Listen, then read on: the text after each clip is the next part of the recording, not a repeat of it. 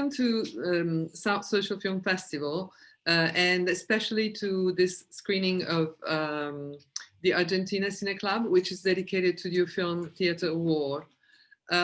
Before we start talking about the film, which lots of people are going to watch, in January, I really would like to know a bit about you, because I know that you're not a typical filmmaker, right? I mean, you're more of a performer, you're an artist, you've done exhibit, so you're really like all-round kind of artist. So I mean, I would like to know a bit about your background. Yeah. Well, in fact, I studied literature and theater, and I started doing theater when I was 21, 22, and then I started to write and direct theater plays in Argentina, in Buenos Aires. I also was in the Royal Court Theatre of London doing this summer residency. And then I started to work in between theater, literature, visual arts, and slowly starting to include more and more audio-visual work in my own work as a theater maker. So in my theater plays, there would be usually a lot of video material and documentary video material. And I also did exhibitions, just like video installations. And at some point when I was working on this project with the Argentine and the British veterans, it was the first time when I decided to do like a project that had very different forms. So it started as a video installation, then it was a theater play, and at the end it was a film. So somehow this was the project that went through all the forms that I was working on in the last 15 to 20 years. So no, definitely a great, very varied and interesting career. So, but coming back instead to Theatre War, what brought you this idea? I mean, did you have any friend, any acquaintance, or was it just because you wanted to dedicate some, a feature film or a documentary to that incredible war that it's still kind of hanging as a big question mark, I think, on everybody's conscience? Yeah, I mean, I've been working in the documentary field in theater also since many years, and I did a piece about the Argentine dictatorship that was called My Life After. And in this piece, the Malvinas War already appeared as a topic. And I was very interested in this topic because it meant for us Argentinians the end of the dictatorship. It was like the last attempt of the dictatorship to regain popularity. And then after that, it was clear that there was no way back for them and they lost power. And this was also allowing this, the fall of the dictatorship. So in this sense, it's a very important war for us also historically what it meant. But in a personal level, I also was a small girl when the war happened. I was 5 years old. I don't have memories. I don't have any family member that was involved in the war. But as an Argentinian, you grew up with this war. I mean, I grew up in school singing the Malvinas March. You grew up like thinking that there is this lost territory and that there was this horrific war that took away our young generations. So in a way, it's very present in our culture. And when I decided to do this project, for me, it started as an invitation from the Lift Festival, a festival in London, a theater festival. They invited me to do something on the 100 years of the First World War. And then I decided to work with Argentine veterans on their memories of the war. And this was the video installation.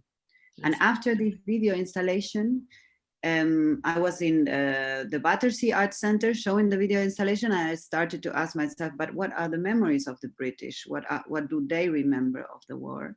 And then I started to think about putting together Argentines and British veterans to reconstruct their memories. And that's how it started, the piece and the film, with this idea of of creating this time machine where these former enemies meet to reconstruct the past.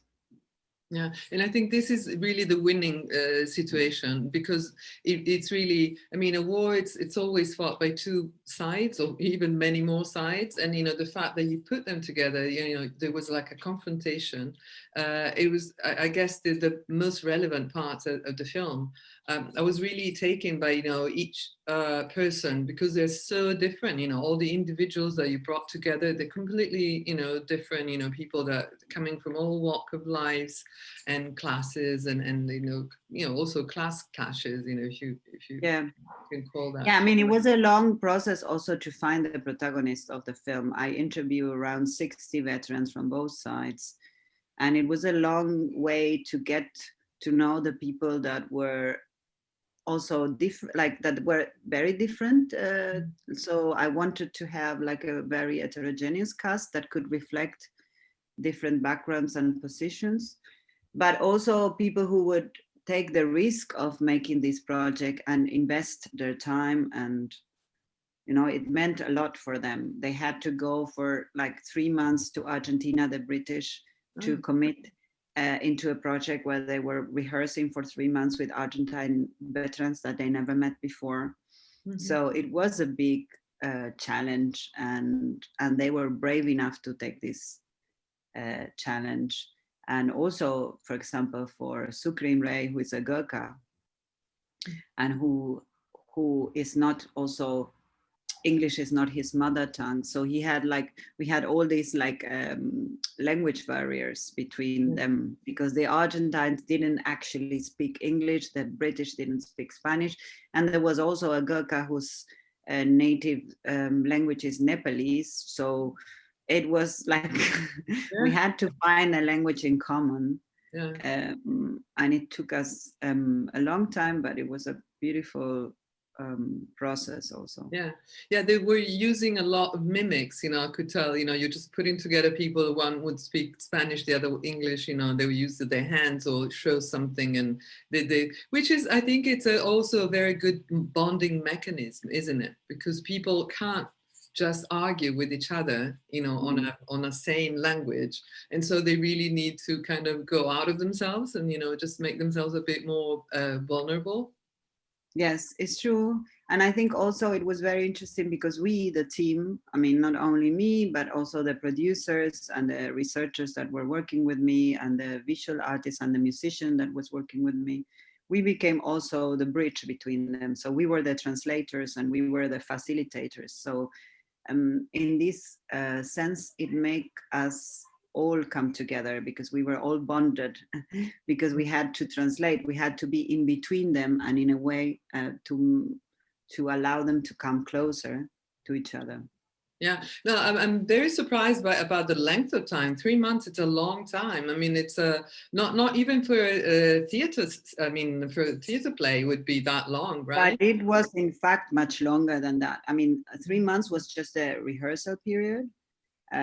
But in fact, it took me 1.5 years of research to like, and I did first like this. The beginning of the film, in fact, is showing parts of these first auditions to find the protagonist, where you see these different veterans with this white background presenting each other. It's really actually when we were looking for the protagonists, and this started 1.5 years before the actual meeting of them. And then we did workshops in Buenos Aires and London, and then we met in Buenos Aires to rehearse for 3 months, and then we did the shows in Royal Court Theatre, and then we were touring all over. In fact, we toured all over the world with this piece. It was the most successful piece. It was in, I don't know, 30 festivals all over the world. And during the time of these rehearsals, we were shooting. So at the same time that we were rehearsing the piece, we were shooting. And then after the opening, we continued shooting some more scenes.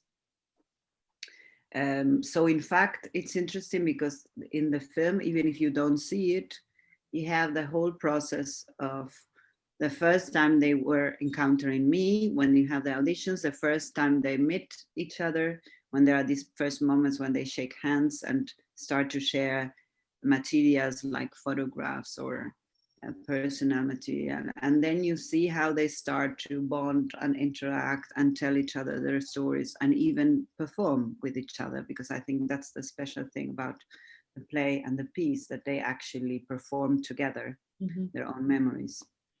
Sure. Yeah, no, that's the biggest part of the film. It's really all about memories and all about really getting to know each other, which, of course, they could never do while they were at war and in fighting. So yeah, I was really taken, for example, I think one of the not the best scene, but the most let's say kind of shows this bonding, this the kind of got together. It's the concert, the mini. The fact they start playing together. So they were all musicians, basically. No, not all of them, but that's also very interesting. The role of the music was very important in this project, because I work with a musician, and we knew from the beginning that we wanted to create a band. And in a way, language was the language that they could have music was the language that they could have in common. They didn't need to talk, they could play together. And some of them already were musicians. I mean, the Ruben Otero, who is in this band of covers of the Beatles, he's a drummer, and Gabriel also played guitar, and David played guitar. But the rest of them, for example, Marcelo never learned to play music before, so he learned to play music during the process.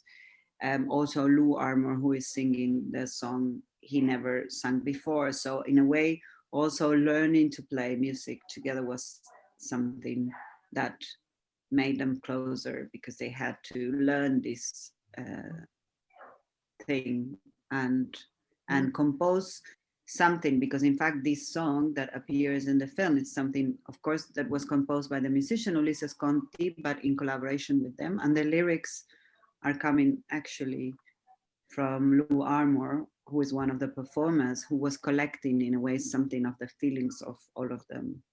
Yeah, no, I thought that the words were really intimate. They really related to their experience. So that's definitely would be like a trauma release kind of therapy, and in a way, that's what the film is all about. Kind of, trying to get them out of what they saw, what they've been through, and so. Yes, absolutely. I was thinking also, I mean, have you been in touch with the group? Because it's also interesting. I mean, the film, we had been touring until like 2020 was the first time. This year was the first time we haven't seen each other, but because of the pandemic. But since we met for the first time in 2015, we had been 5 years. We had been touring together, doing interviews, conferences. We have a WhatsApp group that it's all the time. Even during this year of pandemic, we are always in contact and talking to each other. And it's a very close group. I mean, it's not. Sure. And we are supposed to travel to tour with the piece again next year. In 2021. That's great. I'd love to see it live. Maybe if you come back to London, we can definitely meet. And yeah, I thought that no, I didn't know how much. I mean, I'm sure that doing performance work and as an artist, etc. You do work a lot in preparation to but I didn't know that long. So basically 3 years of work on and off. And then also the touring, so it's really, yeah, it's also good that I mean, you really created a kind of community there. Is that? Yeah, I think that's also a very important part of my work. I'm not a documentalist that work on a project on an uncertain people, and then you just go away and then you have your material. Because in fact, the work I do, you have to really create this community. You have to get involved with the people, and the people create a bond with each other that is much bigger than the artwork in fact. And the artwork is something that made it possible, but this relationship that they have, it will be forever. Mm-hmm. And it's also the fact that they feel responsible and part of an artistic project that that didn't only put them as subjects, where they were like somehow taking their stories, that someone was taking the stories from them, but they became artists themselves during the process. So they had to learn how to perform, how to play. They were also part of the process of creating the text of the film, of the play, that discussing every word they say, why do I say this, what it means, and so on. So they are part of something. They are not just Well, like it's the incredible creatures because, yeah, of my basically, I mean, it's imagination. been a full training. I mean, they learn about music, they learn about acting. So for them, it's like you just gave them a new life, a new lease of life, you know, that they can use. I don't know if they've been working in any, well, this one was an actor already, so maybe he's, you know, it's been working, not this year, unfortunately, because there's nothing been happening. So, but anyway, it's a big, Yes, they discover many things also of themselves. I mean, I think also what is beautiful about theater is that somehow you can give the tools to someone to perform, to feel what it means to perform, and then these can be used in many different ways. One of them, who is a teacher, Lou Armour, he also said he continued performing in other things afterwards because he discovered how much he loved performing, and I think it also changed the way he teaches. So it's not only about like becoming an actor and wanting to do more things, but also changing your own relationship with your voice, with your body, with your presence, like being more aware and enjoying also being seen, being on stage, even if the stage is a classroom. sure, yeah. Yeah, and then the other interesting thing is the point of view of these people, because I've noticed at a certain point of the film, I don't know if it was like in the middle or a little bit more than that, you know, they started like criticizing, you know, because the English people created their own community saying, oh, is this an Argentinian film? And probably the Argentinians thought the same. And it's, which side is this film taking? Which side is the filmmaker showing? So Yeah, I think I think I wanted to have this inside of the film because this was something that was floating all over the process of making the film. This issue of, are you like neutral enough to give both sides the same importance, or are you taking one side? And it was absurd because of course as an artist you don't take sides. I mean, you're not there to say this was wrong, this was right. I mean, this is not my position as an artist. But I'm more and more interested in how can you, in a way, bring together all the contradictions of war, all the, in fact, all the traces of war. I think that was for me the most important thing, because it's not about, for me, it's not about the war in itself. It's more about what war does to people afterwards and how is the effect of war. Because what you see there is people who are now in their 50s, 60s, and they are remembering something that happened when they were 20, and it's still alive in their lives and memories, and it's still like burning inside. And then you see like, really, this is what war does to people, is a radical experience that you will never get rid of. And somehow for some of them this experience was really difficult to deal with. Like Marcelo Vallejo says, he committed suicide. He was saved at the end, but he tried to drown in the water, and somebody else, like the other veterans, took him away out of the water. So this is like something that for me is very visible in the film and in the play, that is about the consequences of war. yeah, yeah, no, that's true. I mean, it's definitely not a movie about, you know, what happened there, but you know what happened inside, you know, inside each person, in how they behave and how they reacted, you know. So it's their own feedback, their own, you know, also the growing pain and the trauma, and how to work with it. So do you think that finally this bonding, the fact that you did the film together, you did the play, actually helped them? I mean, are they feel like they got a positive outcome of this? It's difficult to say because I'm not so omnipotent to say that now the art saved them or like now they are cured by the art. But I like to think that they had become more aware of where they are, what they feel, what do they need. And I think that's already a lot. And for many people, like being aware of of where are your wounds and how do you have to work with them. It's not that the work is over. The work will be still there for them to do until the end of their lives. But I think this work we did together helped a lot. Sure, yeah, it's an exploration, it's a discovery of themselves. So that's already, yeah, the process. It's already in itself, it's healing in a way, and each for each of them it would be different. Going back to another scene, there was that dancing scene in which at a certain point one of them just stripped off, and how was that made? How did you manage to create that kind of atmosphere? Well, basically they got drunk together.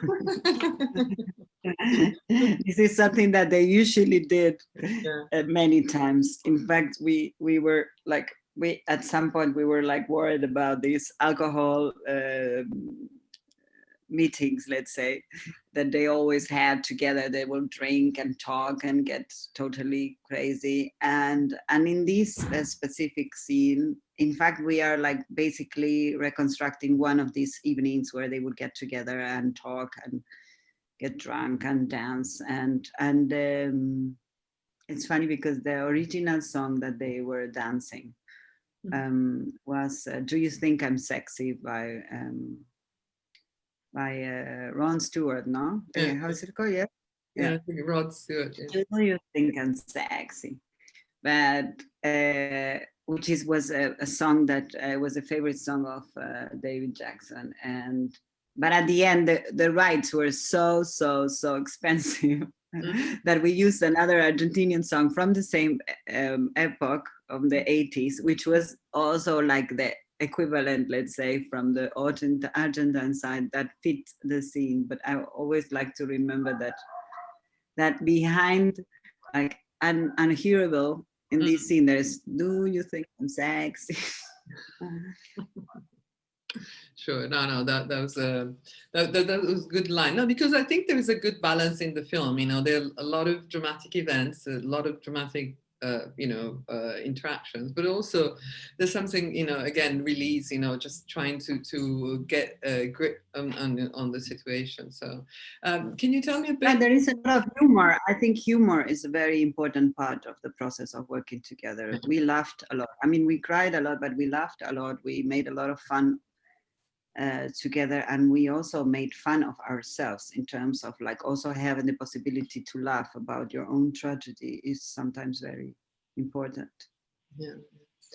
Can you tell me a bit more about the last scene, the ending, so you basically was a reenactment of a war scene, of a battle, and so if you can just give me a bit more, how do you work out? For me it was interesting. For me it's interesting that the scene, which, I mean, the whole film is a film about war and has nothing to do with war films in the conventional sense. There is no mixed scenarios, no weapons, no effects, no dead bodies. But in the end, we wanted to do these reconstructions with the young people, which is the most like the reenactment that goes much more further, because we wanted to show also that during the whole film you're seeing these men who are in the end of their 50s or the 60s, and you still imagine that it was them who went to war, this man that you're seeing in front of you. But in fact it wasn't them, it was these 19, 20 years old boys that went to war. So I think in the last scene you somehow visualize that this was the people who went to war, these small kids that were just coming out of school, in the side of the Argentines, they were even forced to go to a war because they were conscripts during the military dictatorship. So they had no choice. They were just like put on planes and taken to war, and without also a real good preparation, because some of them did some military training for 3 months, 6 months, or 9 months. They were not prepared and they were not willing, some of them, to go. And in the sides of the British, of course, they were professionals, but they were still also young people of 20 years old. So I think in the last scene, you somehow visualize that the people we send to war is really these young kids, and somehow it makes you more aware of who is fighting for us as a country, no? And I think it's also this moment where one generation tells the story to the other generation. So there is this moment of the young ones hearing how it was a war and what do they have to represent. And so it's a bit about also legacy, on how stories are told and how history goes on. And I think you think also about like who are we sending to war and what it means, what it will mean for them, for the ones that go to war today. Sure. It's a very good point, because it's true, you know, all through the film you see all these, you know, kind of mature people, and then all of a sudden you just realize, no, they were just young kids. They just went, they didn't know why or what, you know, even if they were professional, I mean, still, you know, you're just young.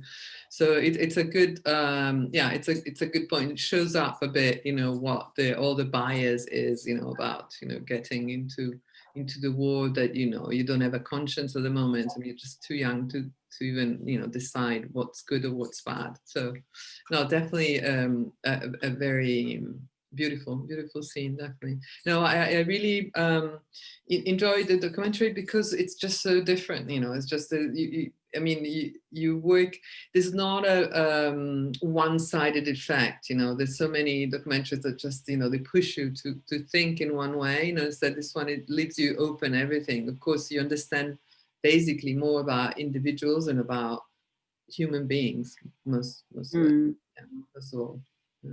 So great. Thank you. Yeah, no, really, thank you to you. Did you have any other project coming up? I know that 2020 wasn't a great place for but, you know, maybe you. Oh, yeah. I was doing this theater piece called Lingua Madre, Mother Tongue, in Bologna, in Italy, which is a project in which people from different backgrounds talk about reproduction in the 21st century. And in a way, there is very different stories of, there is a trans mother who is talking about like giving like birth as a woman and then making a transition to man, and how she wants, I mean, how she was, when she did the translation, now as a he, now he wants to be recognized as a mother, even if it's a man. And there is another story of lesbian women who had a child with a friend, and how do you make these like arrangements to decide like how to build a family based on other kind of gender roles. And also a very young Catholic mother who had a child with 18, but just because she was not able to decide whether she wanted or not. So the piece is going around all these issues of gender